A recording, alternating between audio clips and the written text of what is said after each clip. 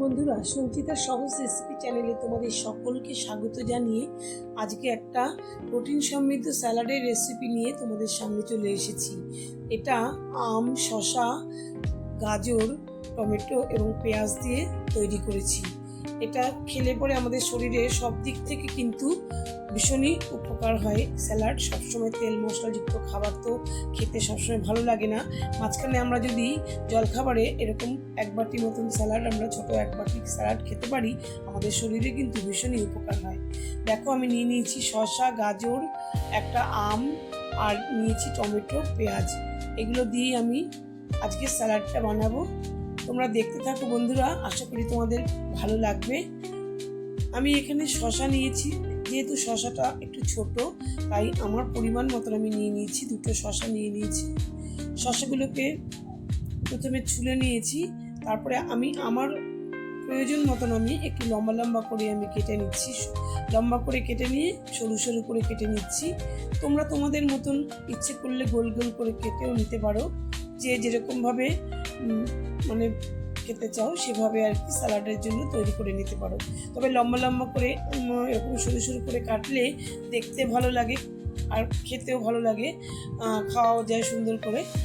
এবার আমি শসাগুলোকে কাটা হয়ে গেছে, শসাটাকে তুলে নিলাম। তুলে আমি এবার আমটা নিয়েছি। আমটা অনেকটা বড়, তাই আমের পুরো ওটা লাগবে না। আমের একটা দিক আমি কেটে নেব, একটা পিঠ হলেই আমার মোটামুটি স্যালাডের জন্য তৈরি হয়ে যাবে। এখানে আমটাকে এক পিঠ কেটে নিয়েছি দেখো, তারপরে সরু সরু করে পিস পিস করে নিচ্ছি।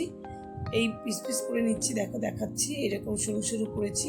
এরকম করে আমি আমটাকেও কেটে নিয়েছি। আর বন্ধুরা, আমটা খুব মিষ্টি, যার জন্য স্যালাডটা যেন আরও বেশি সুন্দর হয়েছিল খেতে।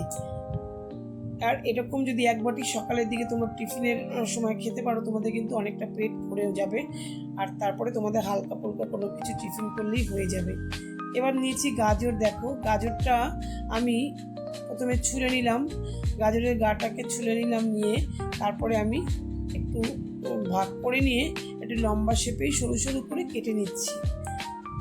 বন্ধুরা, তোমরা যারা আমার এই ভিডিওটা দেখছো, যদি তোমাদের ভালো লেগে থাকে তাহলে কিন্তু প্লিজ তোমরা একটা লাইক দিও, আর কমেন্ট করে কিন্তু আমাকে জানিও যে তোমরা স্যালাড খেতে কারা কারা পছন্দ করো। সবাই কম বেশি স্যালাড পছন্দ করে জানি। আর এখানে নতুন বন্ধুরা যদি কেউ দেখে থাকো, সাবস্ক্রাইব করা যদি তোমাদের না থাকে, তাহলে কিন্তু প্লিজ চ্যানেলটি সাবস্ক্রাইব করে আমার সঙ্গে থেকো। বন্ধুরা, গাজরটা সরু সরু করে কাটা হয়ে যাওয়ার পরে আমি এখানে পেঁয়াজটাও নিয়ে নিয়েছি। পেঁয়াজটাও সরু সরু প্রথমে পাতলা পাতলা করে কেটে নিলাম, তারপরে সরু সরু করে দেখো পেঁয়াজটাও কেটে নিয়েছি।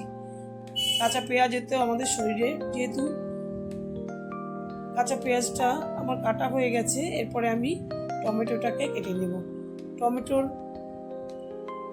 প্রথমে আমি সরু সরু করে কেটে নিয়েছি, তারপরে ভেতরের বীজগুলোকে আমি ফেলে দেব। বীজগুলোকে পরিষ্কার করে নিয়ে আমি শুধু খোসাটাই টমেটোর ব্যবহার করব।